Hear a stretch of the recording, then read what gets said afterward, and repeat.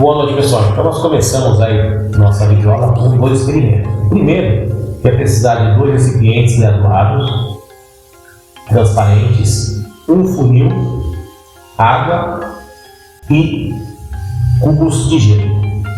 Bom, em um dos recipientes nós colocamos 5 pedras de gelo e completamos com água até 350 ml, como eu coloquei.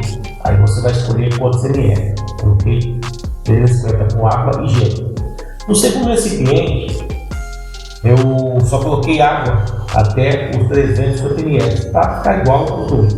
Só que no segundo eu ainda coloquei um funil com 5 pedras de gelo em cima. E vamos ver o que acontece aí com o passar do tempo. Então acompanhe aí. Bom, nós percebemos que no final, aos 65 minutos, o que acontece? A água no recipiente 1 ela continuou com o mesmo volume praticamente do início. Enquanto que o recipiente 2, o que acontece? Aumentou o volume de água. Foi a 450, um pouco mais de 450 ml. Qual a explicação? A explicação é que quando o gelo derrete, o que acontece? Ele aumenta o volume da água. Isso nos mostra que, diferentemente do que alguns pensam, realmente o derretimento de gelo ele aumenta o volume de água do mar. Então, os gelos estão nas campas polares, nas montanhas e eles vêm até a água. No segundo experimento, nós temos aí o quê? Um recipiente. E no primeiro momento eu vou colocar água sem papel filme, sem o plástico filme. E vou medir a temperatura da água com uma lâmpada incandescente, que vai ser a minha fonte de calor. Tá? Então, o que acontece? Veja aí como se comporta.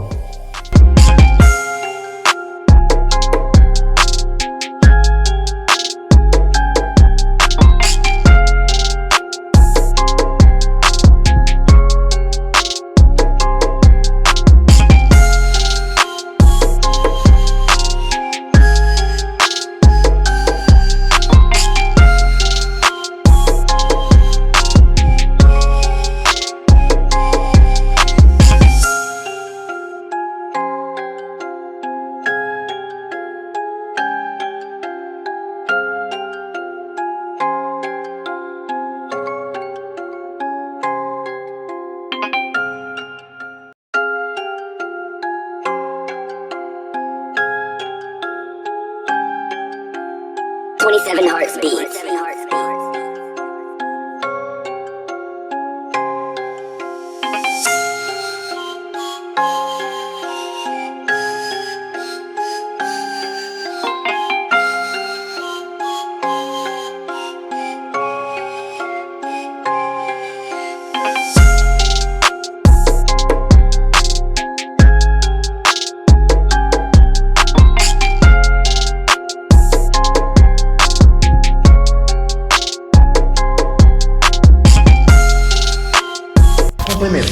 Vamos falar sobre as mudanças climáticas e a curva de Killing. O clima da Terra mudou ao longo de sua história geológica. Nos últimos 650 mil anos, houve vários ciclos de avanço e retração glacial. O último ciclo de glaciação data de 7.000 anos atrás. Essas mudanças climáticas são atribuídas às variações muito pequenas na órbita terrestre, que alteram a quantidade de energia solar recebida pelo planeta. Assim, quando falamos de mudanças climáticas, estamos nos referindo a mudanças de longo prazo que alteram o clima. Em uma dada região, o clima resulta de uma interação bastante complexa de elementos, incluindo temperatura, regime de chuvas, ventos e outros fatores. O aquecimento global refere-se especificamente a um aumento sustentável da temperatura média global de superfície. Em outras palavras, o aquecimento global é um tipo de mudança climática considerado um gatilho para muitos outros tipos de mudanças que veremos ao longo dessas atividades. Para compreender o aquecimento global, é importante entendermos um pouco sobre o processo natural do nosso planeta, denominado efeito estufa. Esse fenômeno garante que o calor do Sol, ao atingir a Terra, fique preso no planeta, mantendo uma temperatura agradável em torno de 15 graus centígrados. Esse é considerado um valor médio, pois as temperaturas variam conforme a região do planeta.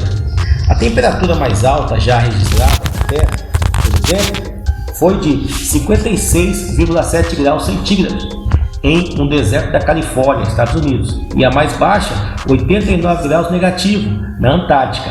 Há regiões que geralmente são bastante quentes, como Dalol, que fica na Etiópia, África, e é considerado o lugar habitado mais quente, com temperaturas médias em torno de 34 graus centígrados.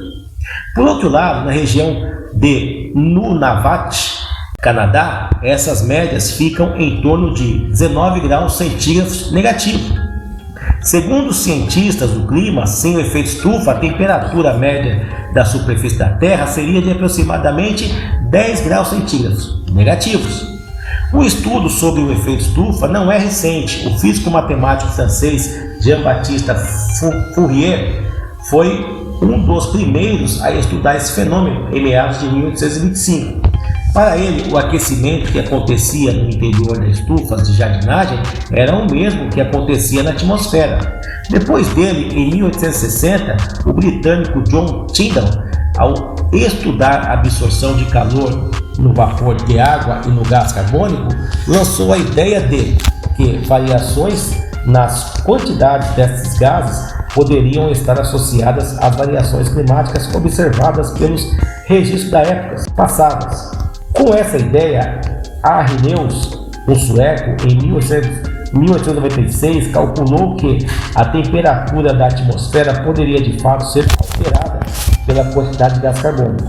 Nos anos 1950, o físico americano Roger Revelli começou a coletar amostras das concentrações de gás carbônicos em altas altitudes da atmosfera, em diferentes localidades.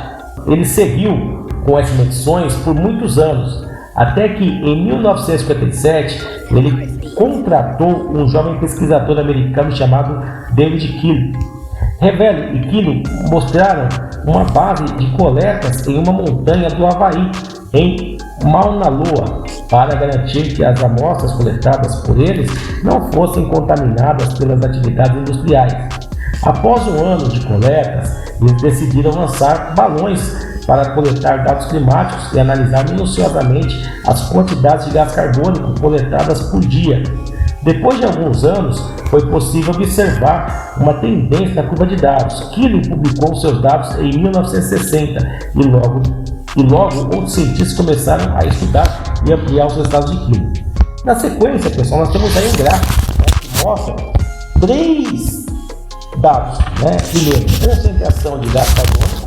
Segundo, anomalia da temperatura. E um terceiro, que é o nível do mar. Tá bom? Então, em verde, aí nós temos a concentração de gás carbônico. Notem que eles são praticamente diretamente proporcionais. Ou seja, quando diminui-se a concentração de gás carbônico, a anomalia da temperatura também cai, diminui. E o nível do mar também cai. Quando há um aumento de concentração de gás carbônico, olha que interessante, há um aumento de temperatura e, consequentemente, aumento do nível do mar. Então, são fatos que estão coligados, ou seja, são situações que estão intimamente ligadas. Concentração de gás carbônico, temperatura e nível do mar. Tá bom? Então, para finalizar, vocês têm aí umas atividades para fazer e concluir aí no caderno, tá bom, pessoal? Então, vou ficando por aqui e até a próxima videoaula. Obrigado.